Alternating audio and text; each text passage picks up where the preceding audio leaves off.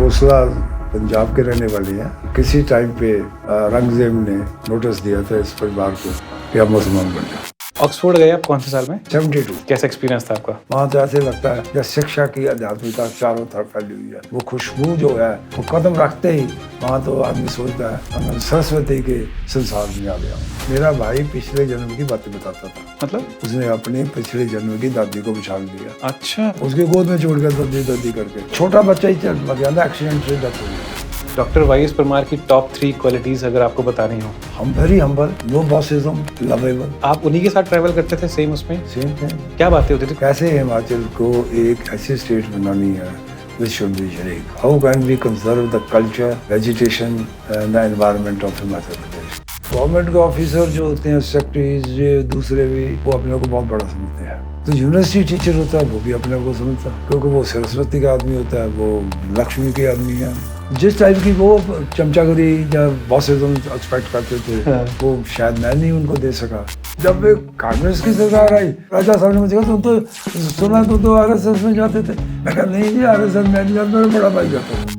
ऐसी जगह पर हमारा घर स्थित था जहाँ इधर मुसलमानों के घर थे, इधर हिंदुओं के घर। ठीक है। ये नहीं पता था बॉर्डर कहाँ है। कोई कहता बाला है, कोई कहता जलंधर है, कोई अमृतसर है। The Sikhs could not have sacrificed the Golden Temple कि पाकिस्तान में चल जाए। अच्छा। तो इंडिया को स्टैंड लेना ही पड़ा अमृतसर के लिए। धूमल जी की क्या खास बात लगती है आपको? धूमल मेरिट को वैल्यू करते थे। वीरभद्र जी की क्वालिटीज बताइए ना आपके अकॉर्डिंगली। Silent observer. आपको क्या लगता है कि ये जो कास्ट सिस्टम है हमारे देश में, ये हिंदू समाज के लिए कलंक है। कौन बने मुसलमान? गरीब लोग ज़्यादा बने और रिजर्व कैटेगरी के लिए ज़्यादा बने, उसके लिए भी अमीर लोग जिम्मेदार हैं। अब कास्ट सिस्टम। आप जेल भी गए हैं? हाँ, मैं जेल भी गया हूँ। जब ये यूनिवर्सिटी स्टार्ट करनी चाहिए उस टाइम पे क्या चैलेंजेस फेस करने पड़े आपको? गवर्नमेंट का अप्रोच और एक मेरी इंडिपेंडेंट अप्रोच आपस में टकरा गई। The Himachali Podcast.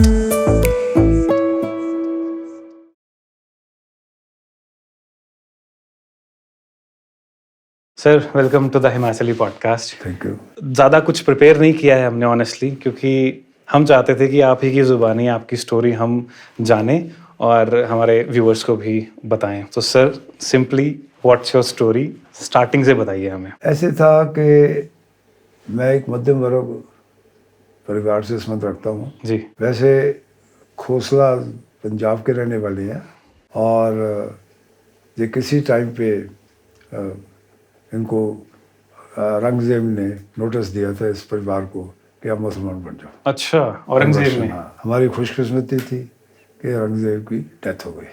नहीं शायद हमारा भी धर्म परिवर्तन होता। बड़ा मुश्किल होता है जब उस वक्त का राजा एक, क्योंकि वो परिवार ऊपर था, मतलब डिस्टिंग्विश फैमिलीज में थे खोसला। पर समय के साथ जब हमारा वक्त आया तो my father could not had a big job, he was a clerk in DC's office. Okay. तो उसके कारण थोड़ा सा हम नीचे चले गए। वैसे उस परिवार को हम संबंध रखते हैं, जैसे अयोध्यानाथ खोसला था जो गवर्नर रहे पंजाब के, मतलब उस पीढ़ी से है। और हमारा अपना जो था कि हम थोड़ा सा नीचे आ गए। घर वालों को भी यही बड़ी इच्छा थी कोई ऐसा बच्चा निकले जो पढ़ लिख के थोड़ा सा हमारा फैमिली स्टेटस ऊपर हो। वो मेरा बड़ा भाई था, वो पार्टीशन के टाइम वो सोशल सर्विस उसने बीए की, तो वो भी ज़्यादा कंट्रीब्यूट नहीं कर सका। उसने फिर बाद में जॉब कर ली, क्योंकि वो टाइम था पार्टीशन का। माँ मेरी बताती थी कि हमारे दादा की बड़ी इच्छा थी, परदादा की बड़ी इच्छा थी कि खोसले दूसरे खोसले जो आस पास में एन खोसले का परिवार है जो गवर्नर बन रहे हैं, जो बड़े बड़े अफसर बन रहे हैं, तो हमारा परिवार नीचे चला गया। कोई ऐसा निकले और तुमने निकलना है, तुमने बनना है। तो ये बातें मुझे बचपन में ही बताई गई थी कि मेरे कंधों पर कोई बोझ है। दिस वॉज डायरेक्ट नहीं, एक बच्चे को क्या पता होता है कि आज ये बातें हैं कि भाई परिवार बड़ा था, परिवार बड़ी पोजीशंस में था, पर किसी कारणों से वो पीछे जा चुके थे। हमारे परिवार की स्पेसिफिक ब्रांच जो तलवन हमारा गांव था जलंधर डिस्ट्रिक्ट में, तो वहाँ से जो वो ब्रांच हमारे वाली थी वो नीचे की चली गई थी। तो माँ बाप भी यही सोचते थे शायद ये लड़का उस पद पर उठाएगा। और टू नटशल मुझे जब अपॉर्चुनिटी मिली मैं एक बहुत अच्छा विद्यार्थी नहीं था। अच्छा। मेरे मैट्रिक में सेकंड डिवीज़न आई थी। I lost first division by few marks. तो बीएससी में, एफएससी में मेरी थर्ड डिवीज़न थी और बीएससी में मेरी सेकंड डिवीज़न थी। हाँ, जब मैं बीएससी ऑनर्स में पहुंचा बॉटनी में, I stood first in the मतलब यूनिवर्सिटी। ओके। फिर एमएससी ऑनर्स में भी फर्स्ट आया। मतलब तब मेरा उत्थान शुरू हो गया, एक किस्म का जो मेरा पुराना टैलेंट था ना, उभरना शुरू हो गया। तो एमएससी में भी फर्स्ट आया।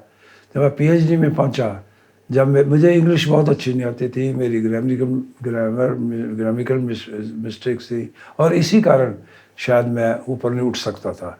जैसे इंग्लिश हटी एमएससी में तो मैं एकदम शाइन किया। I stood first in the university. और जब पीएचडी में गया तो मेरे दोनों एग्जामिनर्स ने मुझे ओरल टेस्ट से एग्जाम्प्ट कर दिया। नॉर्मली यूनिवर्सिटी में होता है कि थीसिस जाता है, विदेश जाता है। हमारे ज़माने में विदेश जाता था तो एग्जामिनर फिर सवालों की लिस्ट बना के भेजते हैं। फिर कैंडिडेट, इंडियन एग्जामिनर उनको उन सवालों से पूछता है, फिर वो लिखता है सेटिस्फैक्ट्री। पर मेरे केस में क्या हुआ कि मेरे दोनों ही विदेशी के एग्जामिनर ने लिख दिया कि इसको किसी सवाल की ज़रूरत नहीं है, we are satisfied without viva. ये बहुत बड़ी बात है उस टाइम पे। मैं तो यही सोचता मेरे ऊपर सरस्वती की कृपा थी। हाँ। आपने पीएचडी करी है 1968 68 में, राइट? हाँ जी। तो 1968 में पीएचडी करना उस टाइम पे जब मतलब लोग बेसिक एजुकेशन भी बहुत सारे लोग नहीं कर पाते थे और किसी ने अगर बहुत थोड़े लोग होते थे, कोई पढ़ता था, ऐसा नहीं। क्लास में ही सारे 8-10 बच्चे होते थे जो एमएससी करते थे और पीएचडी करने के लिए तो वही 2-3 रह जाते थे। राइट। तो वो समय अलग था। वो हमारे बाद फिर थोड़ा सा नंबर बढ़ने लगा, पर उस ज़माने में तो बड़ी मतलब स्क्रूटनी थी और विदेशों में थीसिस जाता था, डर भी लगता था। और ख़ास तौर पर मेरे जैसे स्टूडेंट को जिसकी इंग्लिश में वीक हो, पर था मैं थोड़ा सा होशियार। मैंने अपने थीसिस को अपने अच्छे क्लास फेलोज को जिनकी इंग्लिश अच्छी थी उनके काम कर दिया करता था हॉस्टल में। क्या जैसे कि किसी कमीज होती, पैंट धो दी, कपड़े धो दिए, तो मेरा ये काम कर दे। अच्छा। तो मेरा जो लिखा मैंने इसकी करेक्शन कर दे। अच्छा, मतलब कि इंग्लिश कंपनसेशन करते थे आप? कंपनसेशन करता रहा। मैं जिंदगी में यही सोचता हूँ, आप अपनी कमजोरी को कवर कर सकते हैं जी। और कमजोरी को करने के लिए आपको कुछ भी करना पड़े, अच्छी नीयत से आपको कर लेना चाहिए। जैसे मैंने कहा कपड़े धोते थे, मेरा क्या बिगड़ता था? वो मेरा थीसिस में अपना 10 कागज देता था, यार इसके ग्रामेटिकल मिस्टेक्स दे दूँगा। सच कह रहा हूँ। अब बाद में इतने वर्षों की, मैंने तो 68 में पीएचडी की थी। राइट। आज हम 2025 की बात कर रहे हैं। राइट। तो वो कितना फर्क पड़ गया। अब नहीं है, अब तो मैं सब कुछ अपना काम कर लेता हूँ। इंग्लिश भी ठीक है, सबका एक्सपीरियंस भी हो जाता है, क्योंकि साइंस में जो होता है ना, बनी बनाई इंग्लिश होती है। You go on repeating that.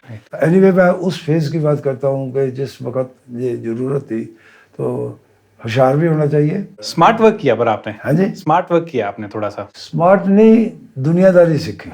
Smart तो नहीं कह सकते कि भाई अपना काम कैसे करना, अपनी कमजोरी को अपनी वीकनेस नहीं बनाना, अपनी कमजोरी को अपनी सक्सेस में कन्वर्ट करना है। आपने बोला कि दुनियादारी सीखी, दुनियादारी की परिभाषा आपने क्या सीखी एग्जैक्टली बताइए। मेरी दुनियादारी का तो मतलब ये है कि लोग आपको क्रिटिसाइज करें या कुछ करें और आपने कैसे उससे बाहर आना है। सब कहे यार कमाल हो गया। उसका असर क्या हुआ कि जब मैंने अपने पीएचडी का थीसिस दिया, मेरे एग्जामिनर्स ने मुझे, दोनों एग्जामिनर्स ने मुझे ओरल टेस्ट से एग्जाम्प्ट कर दिया। अब तो आप सोचो, एक बच्चा कहता है जो स्टूडेंट है उस वक्त कि मुझे इंग्लिश नहीं आती, उसके थीसिस विदेश में जाते हैं। उस ज़माने में विदेश में जाया करते थे। कौन सी कंट्री? वो दोनों थीसिस अमेरिका में गए थे। Okay. और एक पर येल यूनिवर्सिटी में गया था, एक मिशिगन में। ये टॉप दोनों यूनिवर्सिटीज हैं। और आपकी जो पीएचडी थी वो उसका क्या? मेरा वर्क था हिमालयन ट्रीज के ऊपर, वृक्षों के ऊपर। ओके। उनकी genetics of Himalayan trees, east Himalayas के दरख्त के ऊपर मेरा थीसिस था। ओके। और मैं दार्जिलिंग वगैरह ये सारी जंगल हैं और नेपाल के साथ जो टच करते हैं, इंडियन बॉर्डर के साथ, और उधर बांग्लादेश लगता था। और ये सब मैं साल में चार साल में 9 महीने जाया करते थे। अच्छा। क्योंकि हमारे प्रोफेसर को एक प्रोजेक्ट मिला था, उसमें 3-4 स्टूडेंट थे। तो उन्होंने ग्रुप बांटे हुए थे। दरख्तों के भी ना फैमिलीज होती हैं कि तुम इस ग्रुप की फैमिली तुम करोगे, इसकी ये करेगा, इसका डॉक्टर को प्रेम करेगा, ये लाइक दैट। ओके। तो हम पीएचडी के टाइम पर जंगलों में जाते थे और ट्रीज के पत्ते पुत्ते जो भी करना होता है कलेक्ट करता था। हम उनके क्रोमोसोम्स निकालते थे। साइंस का शब्द है, क्रोमोसोम्स होता है बेयरर्स ऑफ हेरिडिटी, जिनके बेसिस पे हमारे कैरेक्टर्स ट्रांसमिट होते हैं, उनको क्रोमोसोम्स कहते हैं। तो किस वृक्ष में क्या है वो वेरिएशन देखने के लिए इस टाइप की साइंटिफिक स्टडी हमने की। और उसी को ही दोनों एग्जामिनर ने मेरे केस में वो एग्जाम कर दिया मुझे ओरल टेस्ट से। तो आज मैं जब क्लास सोचता हूँ क्यों किया, वो शायद इसलिए था कि मैंने कल को एक प्रोफेसर बनना है, पहले पीएचडी करनी है, फिर लेक्चरर लगना है, एसोसिएट प्रोफेसर बनना है, फिर प्रोफेसर बनना है, फिर डायरेक्टर बनना है, फिर वाइस चांसलर बनना है, फिर एडवाइज़र बनना है, क्योंकि ये सारी मेरी जर्नी रही है। और बाद में विश्वविद्यालय खोल लेना है। मैं सरकार में एडवाइज़र था, साइंटिफिक एडवाइज़र।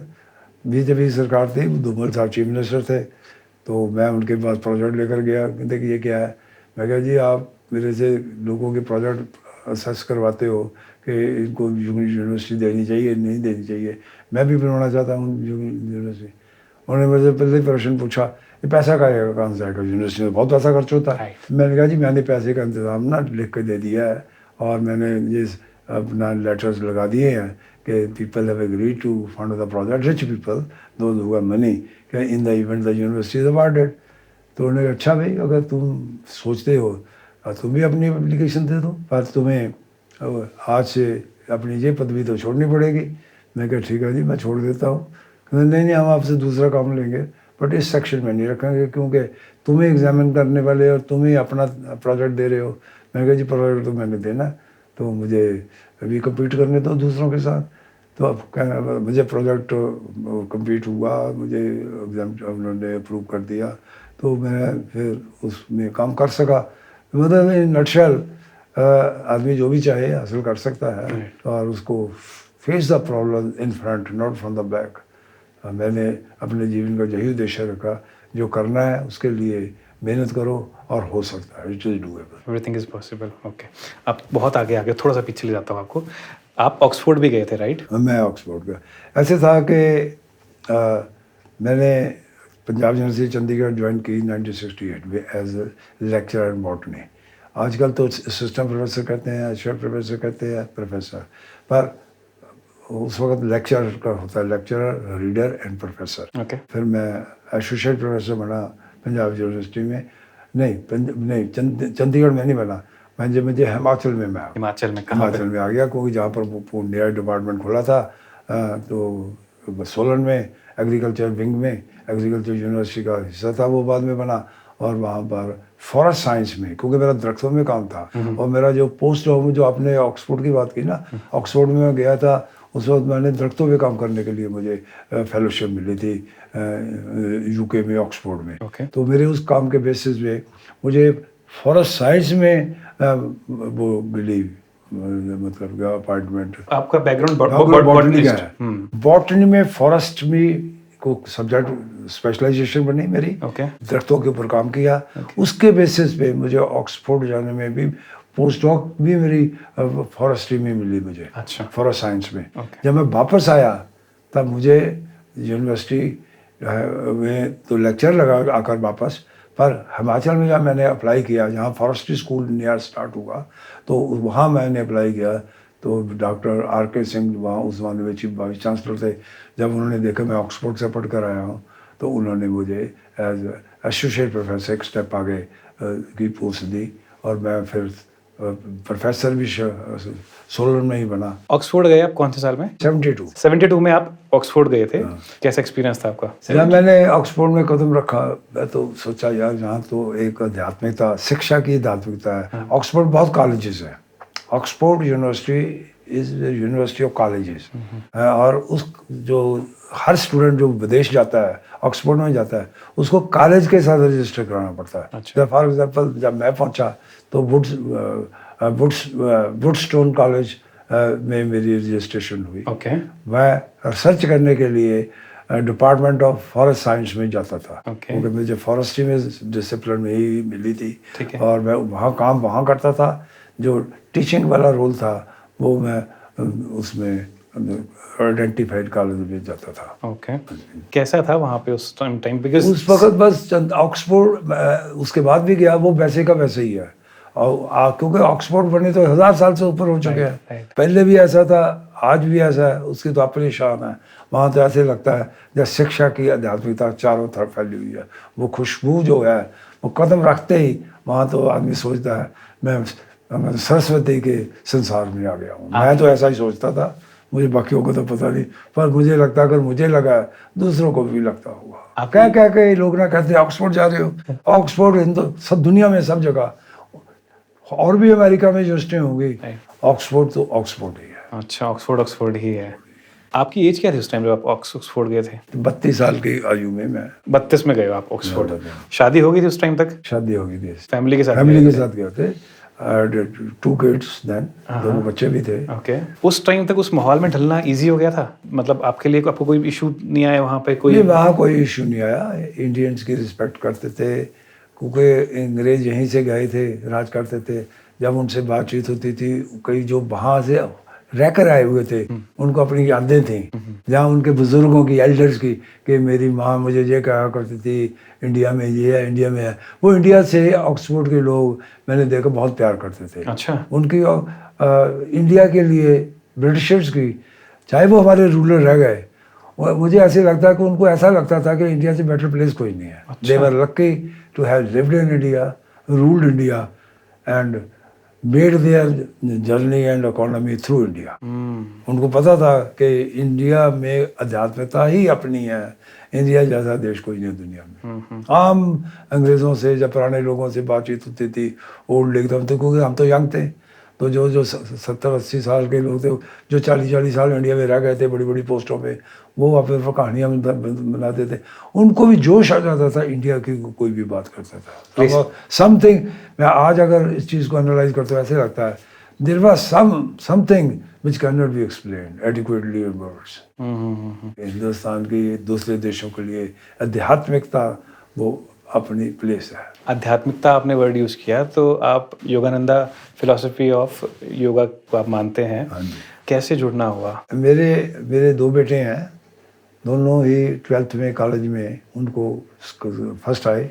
कॉलेज टेस्ट होते हैं जो, और उसको पहले बड़े को किताब मिली ऑटोबायोग्राफी ऑफ योग।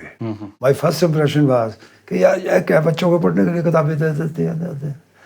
बाद में छोटे को भी मिली 2 साल के बाद, ओके, और उसको भी मिली तो वही किताब। हाँ, मेरे घर में पढ़ी रहती थी।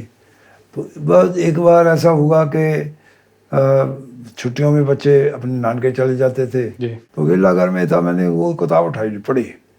जब मैंने किताब पढ़ी, मैंने यार ये किताब है, ये तो एक साइंस है, ये तो सीखनी चाहिए। क्योंकि वो योगानंदा ने अपनी कथा में, अपनी कहानी में जो सारा वर्णन किया हुआ है कि कैसे we are not the body and the mind alone, we are the soul also.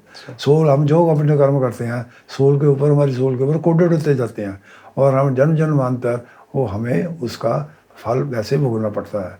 जो आपने एक्शन कर लिया वो तो भुगतना पड़ेगा, अच्छा हो चाहे बुरा हो। तो फिर अल्टीमेट कंक्लूजन तो यही है, अगर भुगतना ही है फिर चोरी क्यों करनी। क्वेश्चन जब ये ज्ञान हो जाए कि यार मैंने जन्म भी लेना है। अच्छा, एक और इसमें बात जो बताना चाहता हूँ, मेरा भाई पिछले जन्म की बातें बताता था। कैसे?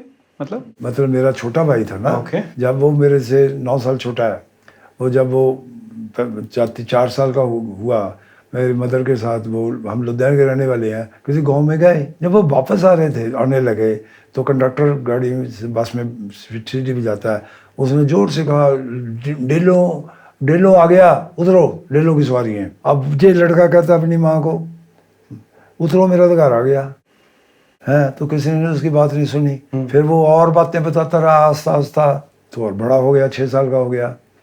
फिर हम उस बच्चे को गांव लेकर, क्योंकि मैंने 9 साल छोटा था, उसको गांव छोड़ दिया। उसने अपने पिछले जन्म की दादी को बिछा लिया। अच्छा, उसके गोद में छोड़ गया दादी दादी करके। फिर क्योंकि उनका जो फादर था, उसका नाम वो दिलीपा कहता था, वो गांव में तो दिलीपा ही कहेंगे। तो दिलीप सिंह इंग्लैंड चला गया था, केन्या में, केन्या से वो लंदन जा चुका था।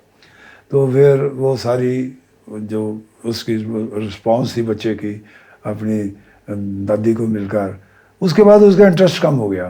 जो पुराना उसका जोश था ना मिलने मिलाने का, he lost that interest, routine चल गया उनके लिए, उसके लिए वही कहानी बन गई। और क्या बातें बताते थे उस टाइम की, क्या और था? छोटा बच्चा ही चल मर गया था, एक्सीडेंट से डेथ हो गई थी 6-8 बच्चे का, कि मेरी ये थी, हमारे घर में वो कॉट था, हमारे घर में तो हम तो शहर में ना हैंडपम्प से जैसे पानी निकालते थे तो वहाँ तो कुएं से निकालते थे, ऐसी ऐसी बातें जो एक 6 साल का बच्चा कंपेयर कर सकता है रीबर्थ मतलब। रीबर्थ में। ओह। और क्या देखा होगा, मतलब उसके मेमोरी से जो पुरानी बातें थी वो इसी छोटी छोटी बातों के साथ, मेरे वहाँ ये था, वहाँ वो था, वहाँ तो हम अपने जो मंजे हैं, जो बेड्स हैं, जिनको पंजाबी भाषा में मंजा कह देते हैं, और बांध के बने होते थे हम, वो किल्ली होती है ना जी, जी। दीवार में, उसे लटका देते थे। टांग देते थे। हाँ, लाइफ बड़ी सिंपल होती थी पर हमारे उस वक्त की। आजकल बेडरूम वाला ये वाला तो उस वक्त नहीं था, पर हमारे बढ़ते हुए कदमों में जब उम्र बढ़ती गई हमने सब चीज़ें देखी, हो द थिंग्स हैव चेंज, पर क्योंकि हमने वो लाइफ भी देखी हुई है तो हमें इन चीज़ों को ज़्यादा पता। आप बता रहे थे बात पूरी, फिर वो मिस हो गई, वो रीबर्थ वाली योगानंद जी के साथ कुछ कनेक्ट कर रहे थे आप। हाँ, ये रीबर्थ तो योगानंदा के ऐसे है ना, जब हमारे बच्चे भाई की तो चलो हमने कंपेयर जाके देखा, सब कुछ किया। जहाँ योगानंदा की बात है वो उसकी कहानी जब मैंने पढ़ी कि किस प्रकार वो अमेरिका गए, उनको बचपन का ही मिशन ये था, उसको दिया गया था ग्रेट सेंट्स ऑफ इंडिया कि one day you will go to, this boy will go to America, he has to do his graduation, क्योंकि वो बीए पास थे उस ज़माने में और वो पढ़ना नहीं चाहते थे। तो जो उनके गुरु थे जो उसको बार बार करते थे, भाई ये बेटा तुमने तो एक दिन अमेरिका जाना है, a graduate monk would be loved and preferred as compare to the non graduate, तुम्हें तो ग्रेजुएट डिग्री लेनी ही पड़ेगी, चाहे इसके तुम्हें फ़ायदा हो या ना हो। वही हुआ, योगानंदा ने बीए किया और योगानंदा को अमेरिका से इन्विटेशन आ गया for participation in the some conference of the saints yogis, ये फिर उसमें गए और उसके बाद फिर ये अमेरिका में ही सेटल हो गए। उनके मिशन, उनको ग्रेट सेंट्स ने उनको मिल के कहा उसको कि तुम्हें तो आई इसलिए हो, जन्म इसलिए लिया है, तो उन्हें पश्चिम में इस साइंस का, इस विज्ञान के फैलाना है, ये ड्यूटी है तुम्हें असाइन हुई बड़े सेंट से कि पश्चिम के लोग, दुनिया तो एक ही है, ये तो हमने बांटी हुई है ईस्ट वेस्ट और नॉर्थ वेस्ट, तो अब समय आ गया है कि पश्चिम के लोग भी इस साइंस को सीखें। तो हमने उनको उनके तरीके से, तुम्हारे माध्यम से तुमने अमेरिका में जाना है। और योगानंदा अपनी सारी ज़िंदगी अमेरिका रहे, लॉस एंजल्स में इनका आश्रम था और बीच में एक बार इंडिया आए 1935 में, 1919 में गए थे और उन्होंने इस साइंस को वहाँ बुलाया आश्रम है लॉस एंजल्स में। आपने अपने जीवन में कैसे उतारा है, आप क्या करते हो उससे? मैंने योगदान, इनकी इंडिया की जो ब्रांच है योगदा सत्संग सोसाइटी कहलाती है, रांची बेस्ड है। योगानंदा के लेक्चर्स के बेसिस पे इन्होंने एक पैकेज बनाया हुआ है मेडिटेशन के एक्टिविटीज़ का। फर्स्ट इज़ फिजिकल एक्सरसाइजेज, वो 38 छोटी छोटी एक्सरसाइजेज हैं जो हमें 15 मिनट लगते हैं। उसके बाद फिर ध्यान लगाना, that is the same thing every Hindu knows कि हमारे यहाँ आईब्रोज के बीच में हमारा तीसरी आँख है, उस आँख के ऊपर आपने ध्यान लगाना है as much as you can, और बाद में आपको मार्गदर्शन खुलेगा, रोशनी हो आएगी और आप उसमें खो जाओगे लाइक दैट। ये तो ऐसी बातें हैं ना, जिसने इसका आनंद लिया वही जान सकता है, बाकी सुन के तो इसमें नाइस ज़्यादा सुनाना चाहिए क्योंकि विश्वास में नहीं होता। नहीं, पर आपके साथ कोई ऐसा कोई पर्सनल स्पिरिचुअल एक्सपीरियंस कोई हुआ मेडिटेशन के दौरान? ऐसे मैं आपको बताऊं, परमात्मा बड़ा चालाक है, जिनको पकड़ना होता है ना उनको पहले जल्दी ही एक झटका दिखा देता है। अच्छा। तो मुझे भी उसने, जैसे मुझे ज्ञान हुआ, मेडिटेशन भी होती है, तो मुझे आंखें बंद करते ही मैंने वो सब कुछ देख लिया जो आज तक दोबारा नहीं देख सका। वो मुझे रिवार्ड मिला होगा मेरे पिछले जन्मों का और मुझे इस रास्ते पे लाने का। Now I have full faith, but now it is my effort.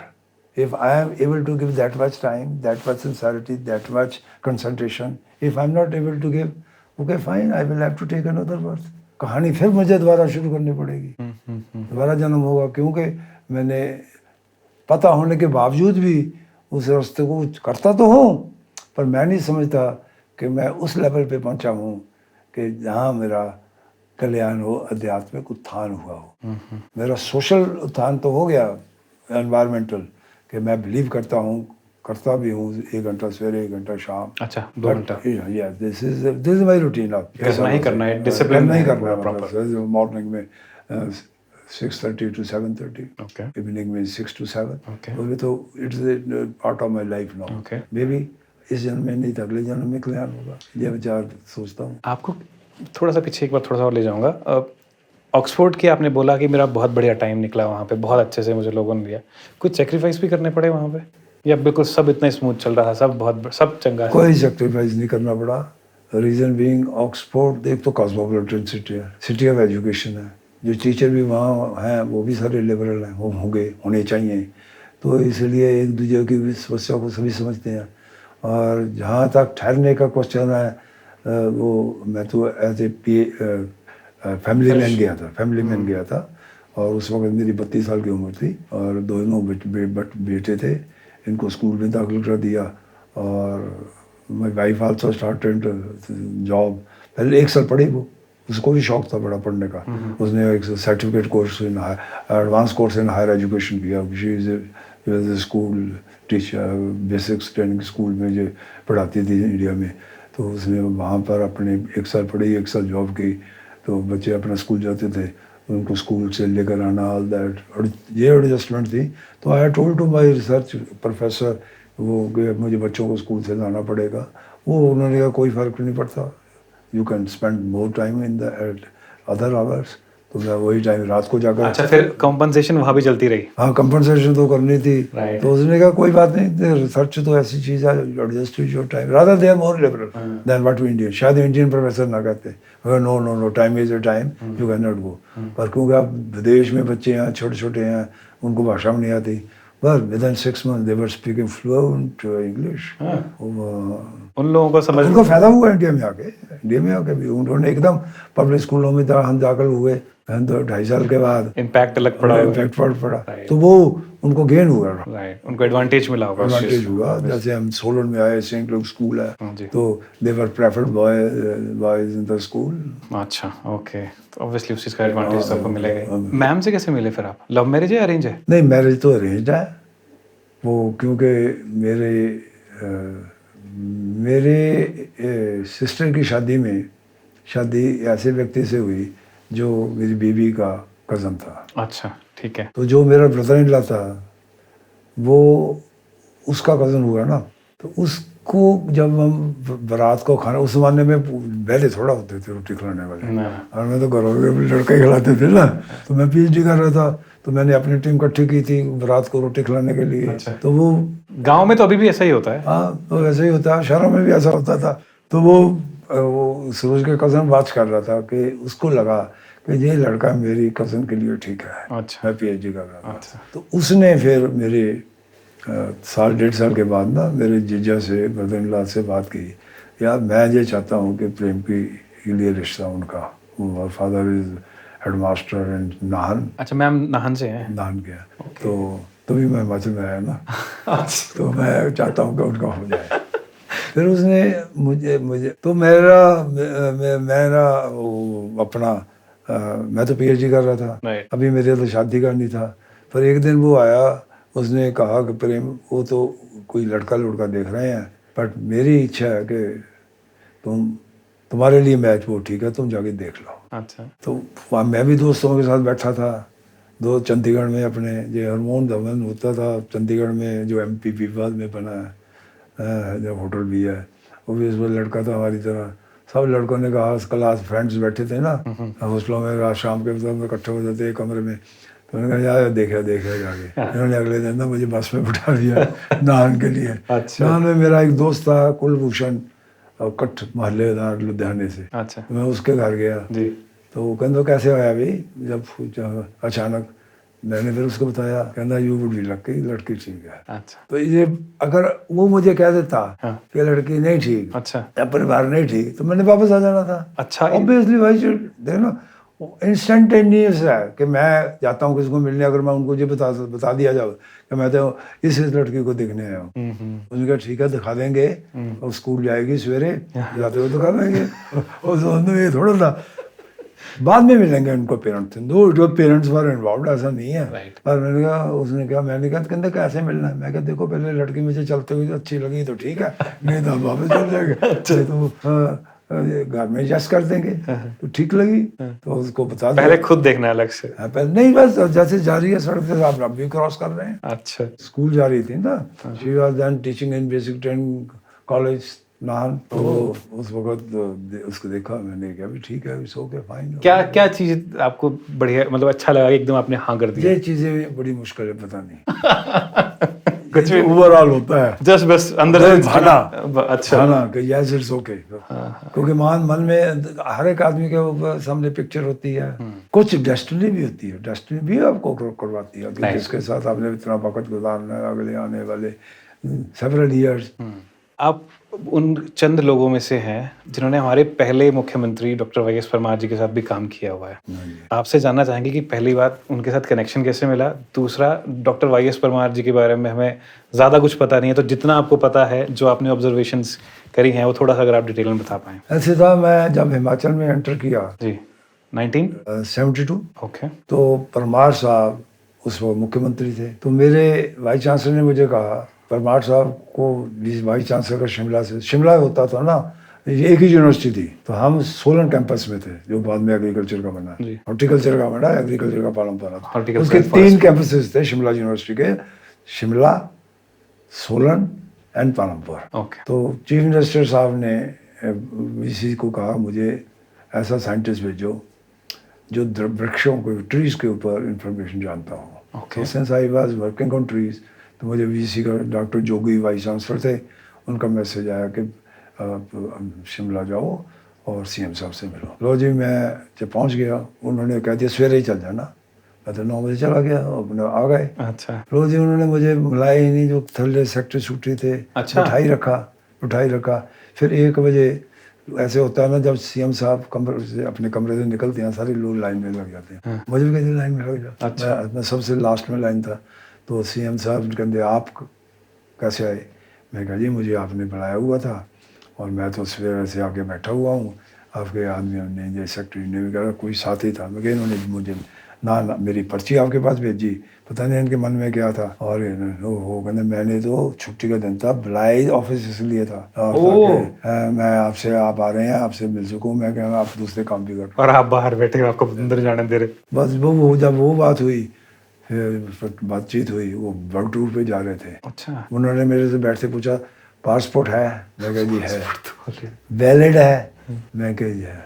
तो बस ठीक है, फिर तुम अपना वीज़ा लो, ये जगह कंट्रीज है, कागज पढ़वा दिया उन सेक्रेटरी को, उनको दे दो लेटर, वो वाला, और जो बाकियों को लिखा, वो 6 आदमी जा रहे थे ना। अच्छा, 5 आदमी, 6 बस ही। जाने का कारण क्या था वर्ल्ड टूर? तो they wanted to see the science, forest science, forestry, greenery environment in western world, so that it can be copied in Himachal Pradesh. Visionary थे वो? विजनरी थे। ऐसे आदमी कहाँ होते हैं, लोग तो ऐश करने जाएंगे, वो जो चीज़ें देखने गए थे। और गए भी हम कहाँ, देखो जी, यहाँ से गए पहले ऑक्सफोर्ड, तो ऑक्सफोर्ड को वैसे भी मैंने उनको अपने पुराने टीचर, मैं नया वापस आया था ना अभी, उसी इमीडिएटली उसके 6 मंथ्स में ये बात हो गई।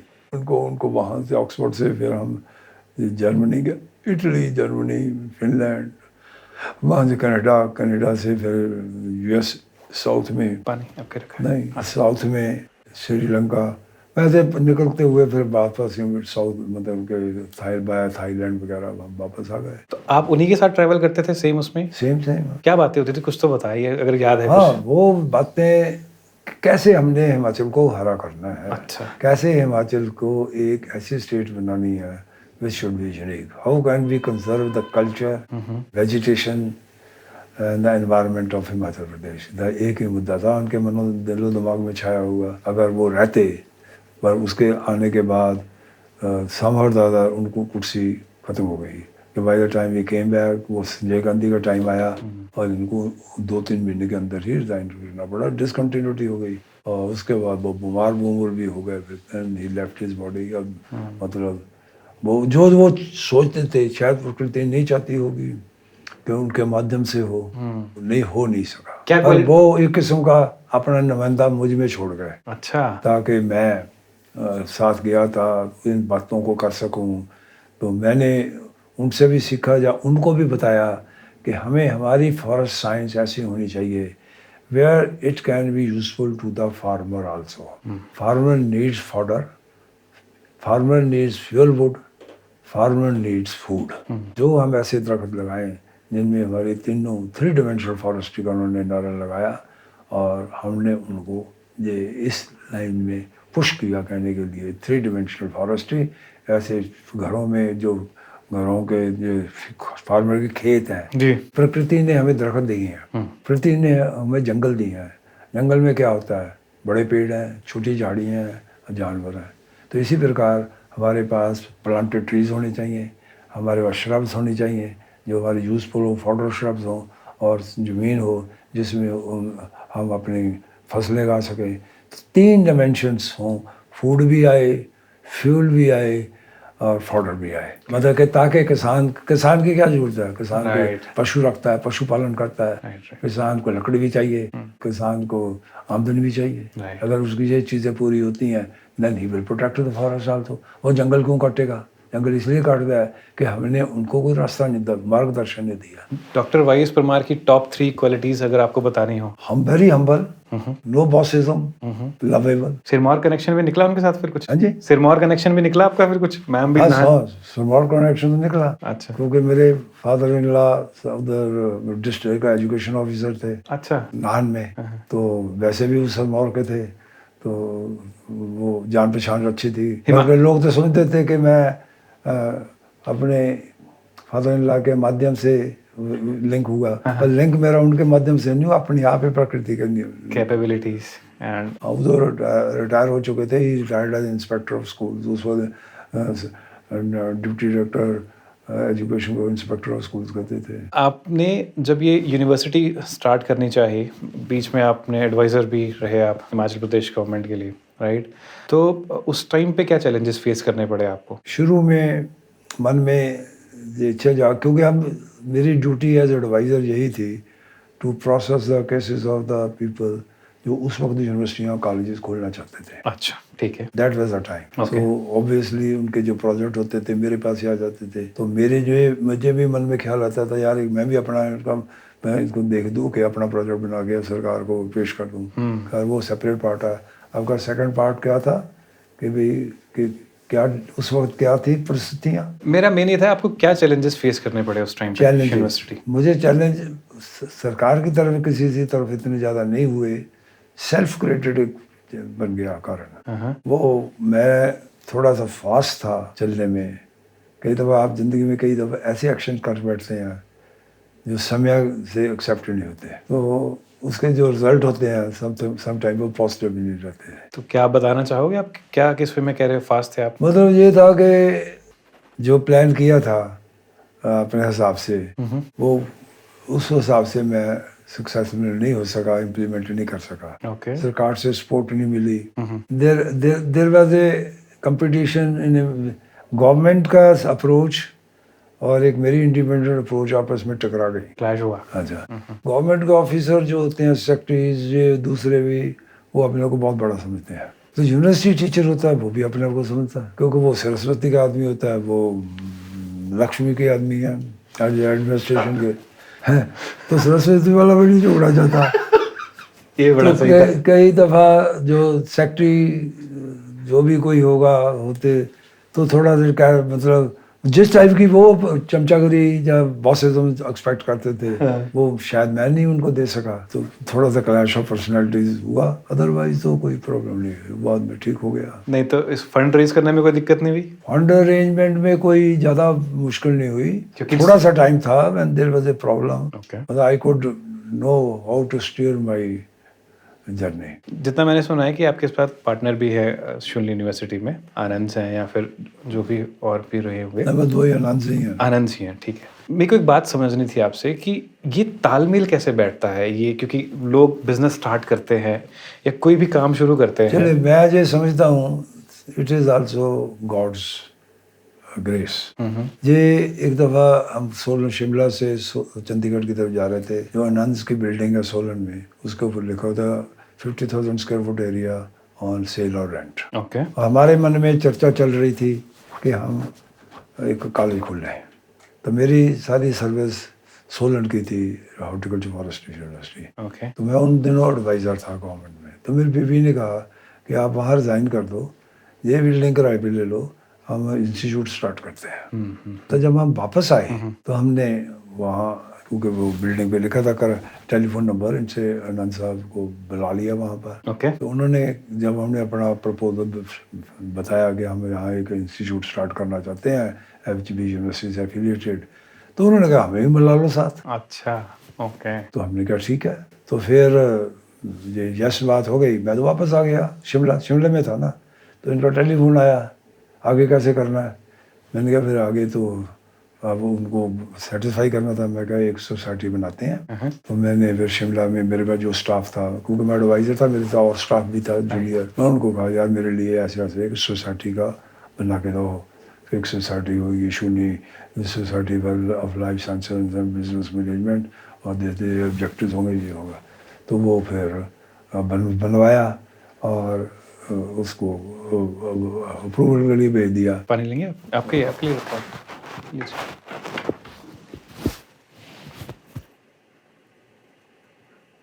तो उसको अप्रूवल के लिए भेज दिया जी। मैंने, और ये कॉलेज को स्टार्ट करवा दिया। वाइल सिटिंग एज एडवाइजर, मैंने नौकरी नहीं जल्दी छोड़ी। अच्छा। मैंने कॉलेज को इंडिपेंडेंट रखा। मुझे पता था मिनट आई लीव तो सब कुछ मर जाएगा। राइट। अपने आदमी जो जिनको मैं जानता था पंजाब यूनिवर्सिटी चंडीगढ़ से, इधर उधर से जो लायक आदमी थे, रिटायर हो चुके थे, उनको इकट्ठा करके सिर्फ को मतलब कि पुश किया, एजेंडे को पुश किया। ओके। और सिर्फ जो चल पड़ा सिर्फ जो अपना स्टूडेंट इंस्टीट्यूट, आज भी वो है चल रहा, पुलिस चौकी के साथ है। HB यूनिवर्सिटी के साथ है। हाँ। आज भी है। मैम बैठते हैं शायद वहाँ पे। मैम बैठते हैं। ओके। तो शुरू से ही वहीं से बैठे हैं। मैं बीच में पहले मैं रहा 3-4 साल। ओके। तो जब तक यूनिवर्सिटी बन गई तो लेफ्ट और उनको संभाल दिया। तो इस तरीके से वो हमें बनी बनाई ये बिल्डिंग मिल गई। और इंसिडेंटली हमारे आनंद ने कहा हमें भी साथ मिला लो। आनंद में कौन? आनंद सतीश आनंद, अच्छा ठीक है। बड़े भाई। ओके। अशोक ना तो इकट्ठे ही, दोनों को इकट्ठा ही था। ठीक है। तो दोनों ने कहा, विशाल तो बाद में आया, विशाल तो उसमें बच्चा था। अच्छा। और हमने उस बिल्डिंग को इनसे किराए पे ले लिया। दे आल्सो बिकेम पार्टनर, अंदर को किराया थोड़ा ज़्यादा कम हो गया, कोई इनका हिस्सा हो गया। तो इन्होंने भी तो कंट्रीब्यूट करना था ना, तो लाइक दैट वो सहूलियत बनी बनाई बिल्डिंग की एक हमारे लिए वरदान बन गया, एडवांटेज। ना हमें पैसा नहीं ना खर्च करना पड़ा, नहीं था इन्वेस्टमेंट उस बिल्डिंग को बनाने के लिए इतना पैसा खर्च होता। तो हम इमीडिएटली उसको कन्वर्ट करके तो पैसा थोड़ा डाल के इसमें 50 लाख उन्होंने दिया, 50 मैंने हमारे ग्रुप ने खर्च किया, 1 करोड़ रुपया हो गया। हमने उसको इंस्टीट्यूशन और कॉलेज जो चीज़ें होती हैं उसमें उसको तैयार कर लिया। 2000 ये 2005 में। ओके। ये 2005 में तैयार हो गया और ये चल पड़ा। उसके बाद फिर थोड़े 2 साल के बाद मैं भी आ गया, जब थोड़ा देखा भी अब ये चल पड़ा ठीक से सही जा रहे तो हैं। फिर हम 2009 में तब यूनिवर्सिटी की प्राइवेट एजुकेशन की बात चल पड़ी। हाँ। तब तक कांग्रेस सरकार के बाद बीजेपी सरकार आ गई। शुरू में तो दुबल साहब हमें लोग RSS का आदमी नहीं समझते थे, कांग्रेसी समझते थे। आप RSS से संबंधित? नहीं, मैं तो उस वक्त तो कांग्रेस थी ना। नहीं, वैसे आप RSS के साथ कनेक्टेड रहे कभी? नहीं, मेरा जो लिंक है, मेरा भाई था। अच्छा। मेरा तो कोई लिंक नहीं है। अच्छा। Okay. But I am universal. मेरा कोई ना मैं ना कर सकता ना मैं हाँ कर सकता हूँ। हाँ। तो ठीक है। बट भाई ब्रदर, एल्डर ब्रदर RSS, वो Okay. लोगों को नहीं पता, लोग तो खैर कमेंट से क्या लेना देना, RSS डिफरेंट स्टोरी। ठीक है। पर इन्होंने एज एन इंडिविजुअल मतलब कि मुझे कांग्रेस के भी मैंने कन्विंस करना पड़ा। कांग्रेस में क्या था, कांग्रेस के टाइम में एक दिल्ली में कांग्रेस के होते थे इंदिरा गांधी के सेक्रेटरी RK दमन। ओके। सुना होगा नाम। RK दमन मेरा दूर से रिश्तेदार था। अच्छा। तो उन लोगों को सब पता था हिमाचल में, तो मैं उसका विक्टिम बनता था जब कांग्रेस सरकार नहीं होती थी। वो कंस्पिक्यूस भी बन जाता था। और फिर उसके बाद बीजेपी आ गई। तो बीजेपी आ गई तो उसमें भी मेरे थे थे लोग, कोई इधर के लुधियाने के या उधर के हैं, बंदे तो वही हैं। वो भी मतलब शुरू से जैसे धुमल साहब आए, लोगों ने चुगलियाँ चगलियाँ की, जब मैं उनसे अपने लिंक बताए, कन्विंस किया कि मैंने कहा मेरा तो जन्म ही उस मोहल्ले में हुआ है, ये तो मुसलमानों ने करते इधर हिंदू का करते। अब मैं 7 years old जब पार्टीशन हुई है, मेरा भाई था RSS में जाता, मेरा ब्रदर जाता था। अच्छा। मेरे उसने 9 साल बड़ा था। अच्छा। तो 9 था 16 साल का 17 साल का बच्चा, तो वो था, मैं थोड़ा सा RSS में चला शाखा लगाते थे बच्चे। है, वो शाखा में जाता थे, फादर सरकारी नौकरी करते थे। जब मैंने ये सारी सब बातें धुमल साहब से, वो समझ गया कि मेरा किसी से कोई लेना नहीं। ओ जब कांग्रेस की सरकार आई, उन्होंने कहा तू RSS का बन गया, वो जो चलता था उनको कन्विंस किया। मैं कहा सर मैं किसी का नहीं हूँ, मैं बस काम तो करना अपने आप चाहता हूँ। हूँ। मैंने मुझसे राजा साहब ने मुझे कहा तुम तो सुना, तुम तो RSS में जाते थे। मैं लोग जाके सब बातें करते थे। मैं कहा नहीं जी RSS मैं नहीं जाता, मेरा बड़ा भाई जाता था। बात भी ठीक थी, बल्कि घर में कलेश चलता था। भाई father was in government job, वो कहते थे RSS तो बैंड बॉडी है और तुम मेरी कोई शिकायत कर देगा। बच्चे काम परवाह करते हैं जाते हैं, मतलब एक घर की ये बातें मेरे पास करने को थी। राइट। क्या आई मैं लुधियाना बॉय और मुझे तो वही गलियों में पला हुआ हूँ, इधर मुसलमान नहीं करते। मैंने तो सब कुछ देखा होगा। 7 साल का था, 9 जब पार्टीशन हुई है, 7 साल का बच्चा तो समझता है। स्पेशली जब रातों को ड्यूटी लगती थी, ये अगर ये गली मुसलमानों की है, इधर हिंदुओं के घर है, इधर मुसलमानों का, छोटी सी गली इतना सेपरेट। जहाँ हमारे घर इस साइड थे तब बॉर्डर पे, अच्छा। तो उधर कोई भी मुसलमान टप के इधर आ सकता था। अच्छा। पर क्योंकि जब डिक्लेयर हो गया ना, ड्यूटी लगती थी बड़े बच्चों की। क्या ड्यूटी थी? रात तो सारी रात जगना, कि कोई मकानों के ऊपर बैठ के प्रोटेक्ट करना। अच्छा। हाँ, फिर जब पार्टीशन की लाइन खींची गई ना, जब पता लग गया कि लुधियाना नहीं जा रहा है, बॉर्डर लाहौर तक है, तब जाकर शांति आई। तब जब ड्यूटी खत्म हुई, नहीं तो पहले तो शुरू में तो ड्यूटियाँ लगती थी। अच्छा, तब जाके आपसी तालमेल भी बना होगा ना? तब ज्यादा फ्री होगी ना लाइफ। उससे पहले तो मतलब यही सोचा जाता था पाकिस्तान में चल जाएंगे। हमें तो बच्चों को तो हमारे माँ बाप ने अम्बाले उम्बाले भेज दिया था रिश्तेदारों के पास। अच्छा। कि छोटे बच्चे, मैं तो 7 साल का था ना, फिर छोटे बच्चों को कैसे डिफेंड करेंगे। जब डिक्लेयर हो गया कि लुधियाना मतलब उसमें आ गया, इंडिया में ही है, इंडिया में ही है, तो फिर वापस ले आया उसको। अच्छा। मुझे याद, मेरी बुआ रहती थी वहाँ पर बला में। ये बड़ा इंटरेस्टिंग है, थोड़ा सा और बताओ ना, और क्या होता था उस टाइम? पार्टीशन से पहले का कोई नहीं है हमारे पास जो हमें बातें बताएगा ये वाली। पार्टीशन का एक तो ये है, मैं ऐसे शहर को समझ रखता था, ऐसी जगह पर हमारा घर स्थित था जहाँ इधर मुसलमानों के घर थे, इधर हिंदुओं के घर थे। ठीक है। और 1-2 मीटर की गली उनको सेपरेट करती थी। अच्छा। और वो 1.5-2 मीटर वाली गली में कोई आता जाता नहीं था, सबके परनाले उसमें गिरते थे। बच्चे तो खेलने जा सकते थे, इशू आई, पर बड़े को लोग नहीं जाते थे, रास्ता नहीं वो यूज करते थे उस वक्त। अच्छा। तो इसलिए उसका रीजन क्या था कि मुसलमानों के मकान में दे वर सेपरेट, वी वर सेपरेट। अच्छा, मतलब और मुझे खुद तो चल रही थी, पार्टीशन हो रही है। ये नहीं पता था बॉर्डर कहाँ है। कोई कहता अम्बाला है, कोई कहता जलंधर है, कोई अमृतसर है। उस वक्त रोज नई न्यूज आती थी। अच्छा। कि भाई बाउंड्री ये डिक्लेयर हो गई, जो मन में आता था बोल देता होगा। जिस दिन पता लग गया कि yes Ludhiana is part of India, Lahore is the last line for Pakistan, और विजय सारे अमृतसर, जलंधर, लुधियाना, अम्बाला, पहले कहते थे अम्बाले तक बाउंड्री जा रही है। अच्छा। खींची जा रही थी, कई लाइनें खींची गई हैं। ओके। तो फिर उधर का कुछ इलाका गुरदासपुर की साइड का आ रहा होगा, पर क्योंकि ग्रंथ गुरु अपने गोल्डन टेम्पल करके the Sikhs could not have sacrificed that in the golden temple कि पाकिस्तान में चल जाए। अच्छा। तो इंडिया को स्टैंड लेना ही पड़ा अमृतसर के लिए। और साथ में 2 सिटीज ऐसे थे जिसमें हिंदुओं की पॉपुलेशन ज़्यादा थी, जलंधर और लुधियाना। अच्छा, जलंधर और लुधियाना तो साथ ही आ गए। फिर उन्होंने के जो गुरदासपुर साइड का इलाका था, वो लाइन उतना एरिया तो देना ही था ना, वो बराबर उधर से हो गया। ये लाइन सीधी आ गई अमृतसर, जलंधर, लुधियाना, अम्बाला। जब फाइनली वो लाइन खिंच गई और आप लोगों को क्लैरिटी मिल गई, तो ऑब्वियसली आपकी एज उस टाइम 6-7 साल आपने बताया थी, उसके बाद माहौल कैसा चेंज हुआ? उसके बाद तो फिर अब राजे बन गए। अच्छा। क्योंकि मुसलमान अपने कैंपों में जाने शुरू हो गए। अच्छा। तो मतलब कि सब धीरे धीरे वहाँ उनके लुधियाना में ग्राउंड है, दृश्य ग्राउंड अभी भी है, और उसमें इनके लिए कैंप लगे हुए थे, चल गए। बल्कि मेरा एक दोस्त होता था सिकंदर, हम एक ही बेंच में बैठते थे। अच्छा। मैं एक दिन उसको मिलने चला गया वहाँ पर, बल्कि उसके फादर ने देखा ना मुझे हिंदू लड़का और मिलने आया, बच्चों को क्या पता है, वो मुझे निकाल के बाहर लेके आया, इतना खबर था लोगों को पता लगा मार देंगे तुम्हें। अच्छा। अंदर पता नहीं लगना। अच्छा, इतना हिट वो था क्या? कैंप बन गया ना, साल मुसलमान वन कैंप, वहां से फिर वो उनके उस वक्त ऐसे था, जो जीटी रोड है ना, एक गड्ढा जलंधर लुधियाना की तरफ से, जलंधर की तरफ से होता हुआ अमृतसर जा होता हुआ उधर को जा रहा है, एक उधर से इधर आ रहा है।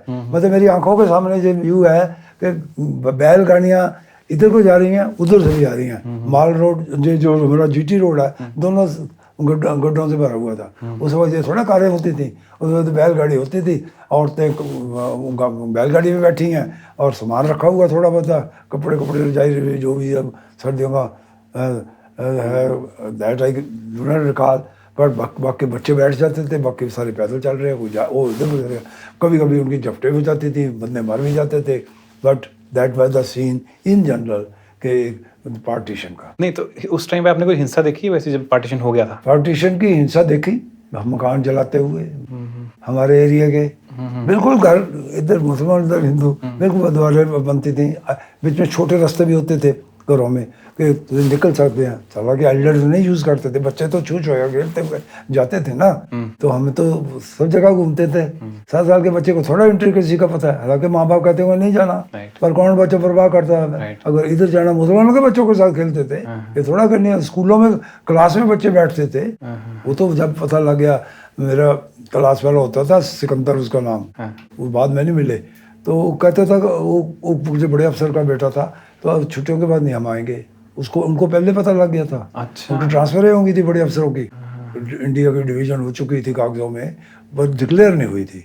उन्होंने माइग्रेशन शुरू कर दी थी, होगी ना अफसरों की, ये रेवेन्यू ऑफिसर थे उसके फादर। अच्छा। भाई जाओगे हिसाब किताब जो भी करना है, तो उस बच्चे को पता था कि हमने छुट्टियों के बाद ना हम मिल नहीं पाएंगे। मैं नहीं आऊँगा, मैं तो किसी और जगह जा रहा हूँ। अच्छा, इसका मतलब ये है, तो अब हम लिंक कर सकते हैं। अब जाके उस टाइम पे कहाँ इतने तो समझ- मतलब ये है कि पार्टीशन में लोग आते हुए जाते हुए, इधर से जा रहे हैं उधर से आ रहे हैं, सब मेरी आंखों के सामने विजन है। और झपटे भी थोड़ी थोड़ी कहीं होती थी, वो भी विजन है, पर क्योंकि इतने छोटे थे हम ज़्यादा नज़दीक जा भी नहीं सकते थे। 7 साल का बच्चा क्या होता है। वापस ले आता हूँ आपको, जब आपने सबको कन्विंस कर दिया कि साहब ना मैं इनका ना मैं उनका, मैं बस अपना ही और अपना काम, ये चीज़ ऐसी है। तो ये जब कन्विंस हुआ तो मेरे को एक चीज़ बताइए, आपने धूमल जी के साथ भी काम किया है, धूमल जी की क्या खास बात लगती है आपको? धूमल मेरिट को वैल्यू करते थे। अच्छा। मतलब आई कुड कन्विंस हिम कि मैं एज ए वर्कर हूँ, मेरी कोई लॉयल्टी कांग्रेस के साथ है ना मेरी लॉयल्टी बीजेपी के साथ है। I am a voter. इस लेवल पे? हाँ, क्लियर मुझे कहना पड़ा, क्योंकि तब तक कांग्रेस का ही जोर था। पहली दफा बीजेपी आई थी। नहीं, शांता जी की भी सरकार पहले रहती थी हिमाचल में, शांता जी ने भी पहले रूल किया है, थोड़ा ज़्यादा टाइम नहीं कर पाए हैं, कम टाइम ही किया, बट एक प्रॉपर जो सरकार चली थी, जहाँ तक मैं रिकॉल कर पा रहा हूँ, वो धूमल जी की ही सरकार, एक 5 साल का कार्यकाल अपना उस टाइम पूरा किया था। धूमल साहब अच्छे एडमिनिस्ट्रेटर थे, मैं तो ये कहूँगा। कमांड अच्छी थी उनकी? कमांड अच्छी थी और बात को समझते थे। शुरू में फॉर एग्जाम्पल मेरे साथ ही, क्योंकि लोग मुझे आर के दहन के कारण कांग्रेसी का समझते थे, और ये कुट के लोगों ने मेरे अगेंस्ट कर दिया था। अच्छा। तो ऑब्वियसली ह्यूमन बीइंग है कि ये तो कांग्रेसी है, वो होता है। But once I convinced him, he was convinced. जब आपकी इंटरेक्शन हुई स्वर्गीय वीरभद्र सिंह जी के साथ, तो हाँ, उन्होंने भी मुझे कहा कि तुम तो बीजेपी के बन गए। मैंने कहा जी मैं तो किसी का नहीं हूँ, मैं तो काम करने वाला हूँ, बताओ आपका क्या काम है। वीरभद्र जी की क्वालिटीज बताइए ना आपके अकॉर्डिंगली। वीरभद्र जी काम, वेरी फार साइटेड, ओके, दूरदर्शी, अच्छा, अपना visionary leader, silent observer. Silent observer. कैसे बोल रहे हैं आप ये बात? बस वो बात कर लेते थे अपना, ये बंदा क्या है, ये बंदा क्या है, वो समझ गया मैं क्या हूँ। हाँ। कि उनको पता है कि ये एक न्यूट्रल सा बंदा है। अच्छा। ना ही कुड अंडरस्टैंड कि ना ये कांग्रेस को बिलोंग करता है ना ये बीजेपी को करता है। I had to tell both, I had to tell to even well, जब बीजेपी का राज आया तो उस वक्त एज ए कांग्रेसी मुझे समझ के रगड़ा गया, क्योंकि आर के तो उनकी रिश्तेदारी थी। तो मैंने जब उनको बताया, और था लुधियाने में माहौल ही ऐसा था, हमने पार्टीशन देखी हुई है, हमारे हम उन मोहल्लों में है जहाँ मुसलमान और हिंदू अलग अलग थे, और बाई चांस हमारे घरों बाउंड्री लाइन थी। तो एज बच्चे हमें छतों पर नहीं माँ बाप जाने देते थे, तो उधर से मतलब अच्छा, हमें एडवांटेज क्या था हिंदुओं को, हमारे डबल स्टोरी मकान थे, उनके सिंगल स्टोरी मकान थे। अच्छा। इकोनॉमिक अपलिफ्टमेंट ज़्यादा थी हिंदुओं की, क्योंकि आप अगर आप देखे भी कौन बने मुसलमान, गरीब लोग ज़्यादा बने और रिजर्व्ड कैटेगरी के लिए ज़्यादा बने, उसके लिए भी अमीर लोग जिम्मेदार हैं। अब कास्ट सिस्टम राइट। नहीं तो मुसलमानों ने क्यों बनना था? कास्ट सिस्टम को कितना बड़ा आप वो मानते हैं, विलन मानते हैं? मैं तो इसको अभिशाप मानता हूँ। दे हैव रूइंड द मतलब के Whole country। अफेक्टेड तो हम ही लोग हैं ना। अंग्रेज भी तभी आ पाए, तभी तो पहले अंग्रेज उन्होंने भी अपने फाउंडेशन स्ट्रॉन्ग कर गए। हमारा इतना बड़ा दुश्मन हो गया पाकिस्तान। अगर कोई हिंदू कंट्री होता, वो चलो मान लेते हिंदू होना, वो दुश्मन तो नहीं ना होना था। दुश्मन इसलिए कि कितना गैप है, वो अब गौ मार हम खा नहीं सकते, वो खाते हैं। हमारे तो पहले people are vegetarian, good number, and then ऊपर से गाय का मांस कौन खाएगा? कोई नहीं खाता होगा। हिंदू पूजा करते हैं। वो एक दूसरे को चढ़ाने के लिए वो इन चीज़ों में करते थे। तो टोटली उल्टे चलना जो बन गए, वो अपने आप को हमसे अलग समझने के कारण नहीं करते रहते ना, कि भाई हम गाय की पूजा करते हैं, गाय का मांस खाओ, और क्या है उसमें। आपको क्या लगता है कि ये जो कास्ट सिस्टम है हमारे देश में, ये हिंदू समाज के लिए कलंक है। We should not have a caste system, should not have. तो दिन ब दिन कम होता जा रहा है, बट जो हमारा जो हमें उठने में समाज के यूनाइट करने में, सोशल एंड इकोनॉमिक अपलिफ्टमेंट में हमें इसका नुकसान हुआ है। हम we would have been by now a great nation अगर कास्ट सिस्टम ना होता। कास्ट सिस्टम का तो बचपन में पता है। कैसे? हमारे घर में जो स्वीपर होती थी शहरों में, लेटरिन वो होती थी कैरी वाली, हेड कैरेज वाली, पुराने शहरों में। ओके। टोकरा सिर पर लेकर आती थी, और ये सुबह आती थी जमींदारनी कोई 10 बजे, अपना वो उठा कर ले जाते थे। वही जमींदारनी 12 बजे अपना नहा धो के आती थी। अब रोटी लेने के लिए रोटियाँ इकट्ठा करते थे। एक तो मुझे ये याद है।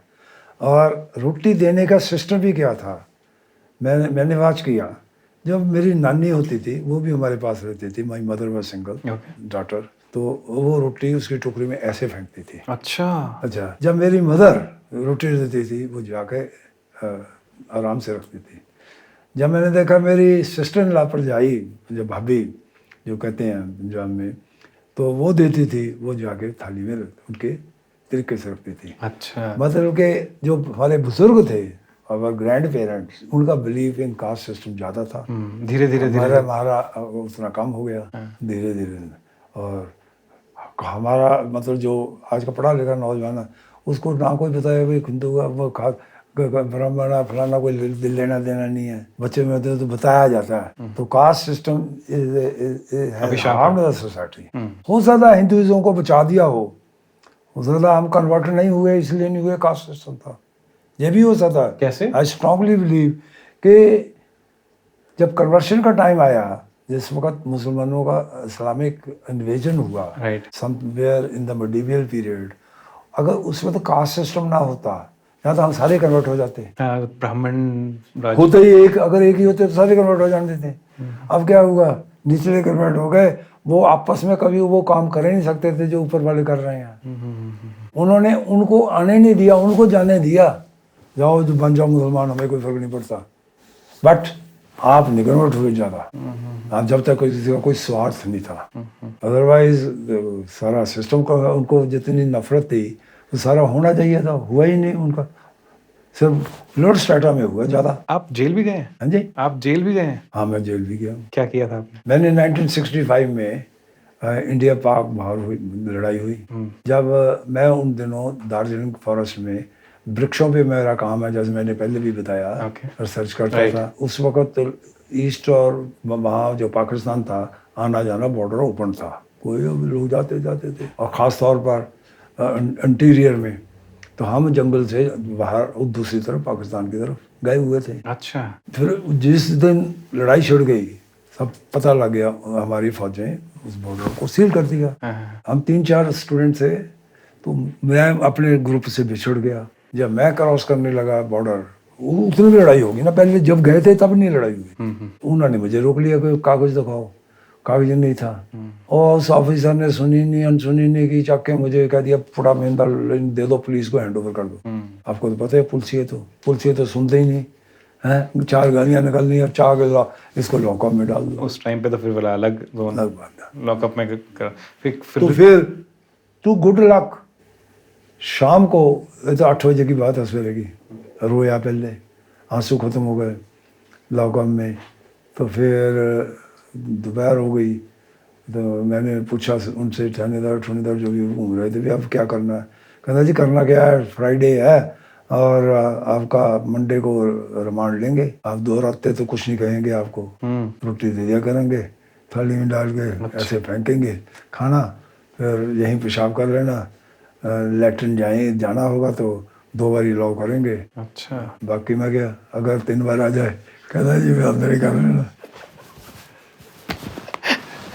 आपका ह्यूमर भी अलग लेवल का है, सही है। तो खैर वो नौबत नहीं आई, क्योंकि शाम को ना एक उनका जो ऑफिसर मुझे मिलने आया पुलिस का, वो पंजाब का था। Okay, Punjabi connection. Punjabi connection था। अच्छा फिर तो वो भी ही वाज लिटिल फेमिलियर इन ए वे, कम्युनैलिटी आ गई, बात सुनी उसने, शहर मोहल्ले ये बातें, तो उसको उस समझ गया कि ये तो गलत बंदा पकड़ लिया है। तो उसने कहा अच्छा मैं वेरिफिकेशन करवा देता हूँ। अच्छा। तो मैंने जो एड्रेस दिया हुआ था ना दार्जिलिंग का, जहाँ आप ठहरे हुए थे, था वहाँ एड्रेस कंफर्म हो गया, आ गया मैसेज के the person is confirmed they are staying in this place. Okay, तो इसके बाकी लोग आ गए हैं, ये पकड़ा गया था वहाँ पर, क्योंकि लाइन उधर की जगह इधर से आ गया, वो उनके एरिया में पुलिस चेक पोस्ट नहीं थी। आप डेली सोप भी देखते हैं? हाँ जी, डेली सोप भी देखते हैं आप?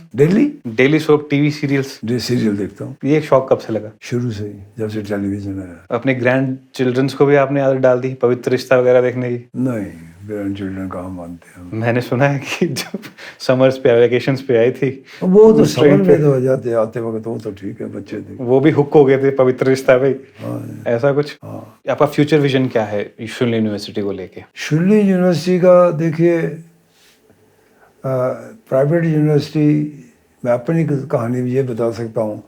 मुझे पता था प्राइवेट यूनिवर्सिटी क्या कर सकती है, how to become important, Shoolini University कैसे इम्पोर्टेंट बन सकती है। ये पता लगा कि रैंक हर साल यूनिवर्सिटीज़ की, दुनिया की यूनिवर्सिटी की रैंकिंग होती है। 2 सिस्टम्स हैं, एक को QS कहते हैं, एक को टाइम्स हायर एजुकेशन कहते हैं। एक में रिसर्च ज़्यादा है, एक में सारे पैरामीटर्स इक्वल है। एक QS में पैरामीटर्स इक्वल हैं, डिफरेंट, और उधर है।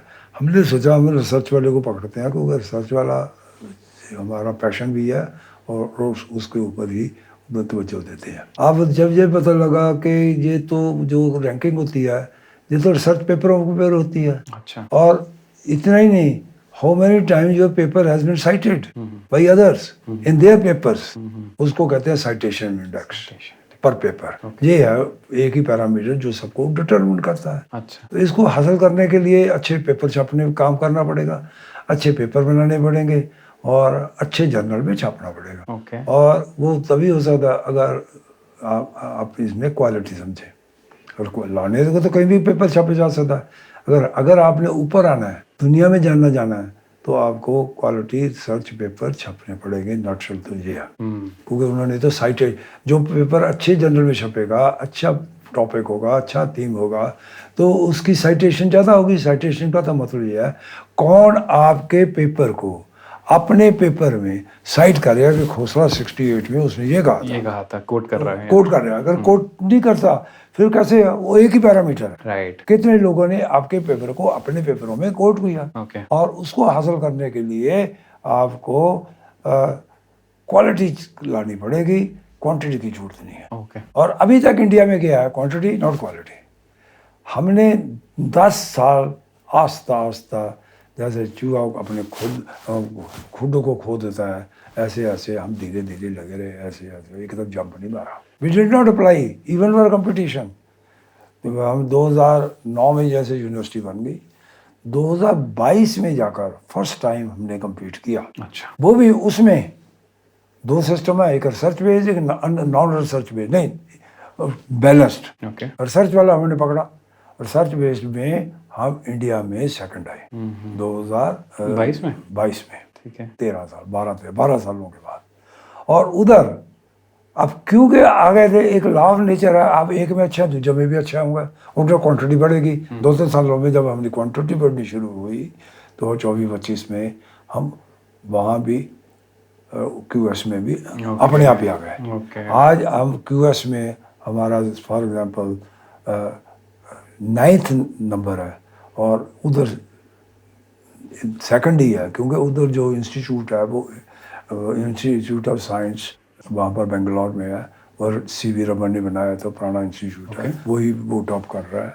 कभी कभी कई पैरामीटर पे हम उनसे आगे निकल जाते हैं, वो अलग बात है, बट हमारा स्टेटस रैंकिंग का वही है। तो रैंकिंग के कारण ही सोचा कि भी हमें रैंकिंग के कारण ही लोग हमें जान सकते हैं। कोई इंडिया में भी रैंकिंग है, इंडिया ने भी अपना सिस्टम किया है एंड उसको कहते हैं NIRF और नेशनल इंस्टीट्यूशनल रैंकिंग फ्रेमवर्क। तो उसमें हमारे लिए मुद्दा ये था कि सुन्नी यूनिवर्सिटी कहाँ फिक्र होनी चाहिए, मिनिमम 100। इंडिया में तो 100 की लिस्ट समझी जाती है कि हिंदुस्तान की जो 100 यूनिवर्सिटीज़ हैं, तो हमारा क्यों उनके जो पैरामीटर है वो उस तरह के रिसर्च बेस्ड नहीं है जैसे वो वेस्टर्न सिस्टम है। तो हम ये भी चाहते थे कि हम बिल्कुल उसमें ना आए, तो हमने उसको भी थोड़ी सी तवज्जो दी। और जब फर्स्ट टाइम ये रैंकिंग आई, वी आर एट 70वें नंबर पे हमारा स्थान है NIRF में। ओके। अब इस साल की अभी रैंकिंग आनी है, वी आर एक्सपेक्टिंग 40-45 तक जंप कर जाएंगे। और आगे का क्या विजन है इसको लेके, क्या चाहते हो आप शुलिनी यूनिवर्सिटी? हम ये चाहते हैं कि उसको ना वो उतना ही चलता रहे, अच्छा वर्ल्ड यूनिवर्सिटी रैंकिंग का नंबर 2 ही चले। अच्छा। और इधर से हम इंडिया में धीरे धीरे 3-4 आने वाले 3-4 सालों में मतलब कि जैसे 70 है, इस साल हमें 40-45 के आसपास आना चाहिए। And I am hopeful we will be there among first 50। ये मेरी आशा है। नहीं होंगे, अनलक्की होंगे, 55 भी हो सकता है। अगर आपको एजुकेशन मिनिस्टर बना दिया जाए तो आप क्या एक ऐसी चीज़ है जो एजुकेशन पॉलिसी में चेंज करना चाहेंगे या कंट्रीब्यूट करना चाहेंगे? देखिए, मैं तो समझता हूँ while in Rome do as the Romans do. हम अगर दुनिया में जो उन्होंने तालमेल कर लिया, तरीके बना लिए हैं, उन्हीं को पकड़ना चाहिए। हम अपने रास्ते से ये कहना कि हम उनके सिस्टम से नहीं चल सकते, ये महामूर्खता है। आपको चलना ही पड़ेगा, otherwise you will continue to be back bencher. आपके हिसाब से एजुकेशन पॉलिसी जितनी भी बनी पड़ी है या जो भी सिस्टम है that is a very good system है सर इंडिया का? हमारा education system undergraduate level पे बड़ा अच्छा है। When we talk to the higher system, हमें हायर सिस्टम में इतना कंपटीशन है, हमें वेस्टर्न सिस्टम को हायर एजुकेशन में पर्टिकुलर रिसर्च को छोड़ना नहीं चाहिए और हमें कोशिश करनी चाहिए कि we become the toppers in research also, rather than saying कि हमें ये सूट नहीं करता, उन्होंने अपने हिसाब से बनाया। अब वो बन चुका है, आप कुछ नहीं कर सकते, नहीं तो दूसरे लोग आपसे आगे रहेंगे। या तो पार्टिसिपेट ही ना करते, जब हमने पार्टिसिपेट करना शुरू कर दिया तो आपको टॉप में आना ही पड़ेगा, और वो तभी आ सकते हैं अगर आप उनके सिस्टम को समझेंगे, उनको फॉलो अप करेंगे। इस पूरी जर्नी में आपकी वाइफ का कितना बड़ा रोल रहा? देखिए जी, एक तो बीवी के बिना तो आगे आदमी कभी बढ़ ही नहीं सकता, नंबर 1। नंबर 2, जिस वक्त इस जर्नी मैंने स्टार्ट करनी थी, जो उस वक्त की सपोर्ट है that can not be described in words. Okay. In A way corona हमारे लिए अभिशाप नहीं, एक बोनस का काम कर गया, क्योंकि मेरे जैसे आदमी के लिए घर बैठना बड़ा मुश्किल था, और उसी पीरियड में हमने अपने आप को स्ट्रेंथन किया रिसर्च में। तो लोग कहते हैं कि हमने काम नहीं किया, हमने काम ही उसी पीरियड में कर लिया। देखिए, कलम तो किसी की कोई छीन नहीं सकता, पब्लिकेशन तो कोई किसी हटा नहीं सकता। हमने अपने उस टाइम में पेपर लिखे, पेपर छापे। अब कंट्रीब्यूशन उस पीरियड में जब दूसरों की 0 थी या 10% थी, हम 80-90% पे ले गए, और हम आज उसी के कारण हम as a Shoolini University is among the top research universities of the country. हमारा विजन यही था, एक रिसर्च यूनिवर्सिटी बनाना और उसको आगे लेकर जाना। मैं ये चाहता हूँ इंडिया को भी और कुछ यूनिवर्सिटीज़ को रिसर्च यूनिवर्सिटीज़ बनाना चाहिए इन द स्ट्रिक्टेड सेंस। ओके। कोशिश करते हैं, स्ट्रिक्टली नहीं करते। बड़े अच्छे IITs बनाए हैं, पर सवाल ये है कि अभी तक वो दुनिया में छा नहीं सके। तो हिंदुस्तान की इंस्टीट्यूशन को तो दुनिया में छाना चाहिए। मेरी तो मन की इच्छा यही है कि ये कह देना कि ये हमें सूट नहीं करता, ये एक डरपोक, कमज़ोर और आई थिंक एक हारे हुए इंसान की निशानी है. This is what I differ from the Indian statements and Indian higher education policy. आप क्या चाहते हैं कि लोग जब आपका नाम लें तो वो कैसे याद रखें आपको? देखिए, मुझे नाम से मैं बिलीव ही नहीं करता. नाम तो अगर किसी को लगेगा वो कोई रोक नहीं सकता और वो लेंगे. और ये अभी भी लोग सोचते हैं कि डॉक्टर खोसले की कंट्रीब्यूशन रिसर्च प्रमोशन में काफ़ी है, ज़्यादा है. और I think that will continue till I am here, क्योंकि I am now in the my I am an octogenarian. अगली शताब्दी में जाते हैं, अगर जाएंगे, लगता जाएंगे. और another 10 years I think I have at my disposal. ऐसे ही रहूँगा. ये मेरी अंदर से आवाज़ है. चलिए सर. लगता है मुझे, बाकी तो वो कोई चीज़ कह नहीं सकते. माई बिलीफ इज कि अभी मैं मतलब जिस एज ग्रुप में हूँ, अभी आप 85 में? हाँ जी, एज में, तो मुझे कोई ऐसा कमजोरी या वीकनेस या बीमारी कोई अभी नहीं है. God willing I can pass another 10 years. बाकी जैसे बीवी का आपने पूछा, वो दूसरा क्वेश्चन रह गया. Her support can not be adequately expressed in words. अगर बीवी साथ ना दे, वो भी पढ़ी लिखी बीवी, और पर्टिकुलरली कोरोना के टाइम पे उसने मेरा मार्गदर्शन किया. Don't waste your time, rather utilise your time. This is the time you can go leave behind other institutions. बाकी लोग अपना टाइम वेस्ट करेंगे, आपका मौका है, आप अपना काम करो. कलम तो नहीं आपसे छीट सकता कोई. तो रिसर्च का रिव्यू पेपर तो लिख सकते हो. वो जानते थे कि 2 तरह के पेपर होते हैं, रिव्यू और रिसर्च. तो रिव्यू लिख दो, तो बड़े बड़े रिव्यू लिख दो. तो अल्टीमेटली द साइटेशंस हैं. कितने लोगों ने आपका पेपर पढ़ा और उसको अपने पेपर में प्रयोग किया. रिव्यू पेपर की साइटेशन ज़्यादा होती है, क्योंकि आप किसी इशू के ऊपर रिव्यू कर रहे हैं. और रिसर्च पेपर में रिसर्च बेस्ड है, उसमें छोटा स्फीयर हो जाता है. तो वो जो थिंकिंग थी, उसकी समझ थी, समझ का मतलब है वो समझा तो उन्होंने हमारी बातचीत से ही, पर उनको भी दिमाग में ये चला गया, चला जा चुका था. दो she is not a researcher, कि भी जो भी पेपर रिसर्च होता है उसकी लिमिटेड है वैल्यू. जो रिव्यू पेपर है उसमें तो किसी चीज़ को आप रिव्यू कर रहे हैं, बड़ी चीज़ को करेंगे, तो उसमें ज़्यादा लोगों की साइटेशन होंगी. लाइक दैट वो मार्गदर्शन उसका encourage किया कि I should write and utilise the COVID period in my success. पूरा मोटिवेशन पूरा एकदम वहाँ से आपको. बिल्कुल वही, जैसे बम फटता है एकदम फटा, वही टाइम था हमारे लिए, क्योंकि हमारे भी 12 साल हो रहे थे. जो पुरानी स्ट्रेटेजी चली आ रही थी, वो उस पर फ्रक्टिफाई हो गई. चलिए, एक चीज़ लास्ट में ये बोलना चाहूँगा कि आपने शुली यूनिवर्सिटी तो बनाई, और आप और मैम ही यहाँ पे आई गेस साथ में काम कर रहे थे. बच्चे बाहर ही थे, राइट? पर आपने शुली यूनिवर्सिटी के थ्रू पूरी फैमिली को यूनाइटेड कर दिया. ये भी बात ठीक है. जब शुली बन रही थी तो बच्चों ने ये सोचा, चलो करते हैं, अपना काम करी जाएं, अपना पैसा है, पेंशन पूछने मिली हुई है, प्रोविडेंट फंड कर ले जो करना है. मुझको देवा दे them self drawing good salary. ज़्यादा उन्होंने इस पे इंटरवीन नहीं किया. और जब उनको लगा गए तो निकल गए आगे. They themselves have come back. That is an indicator of their sport. Right. चलिए सर, बहुत बहुत धन्यवाद आपका इतना वैल्यूबल टाइम देने के लिए. The Himachali Podcast.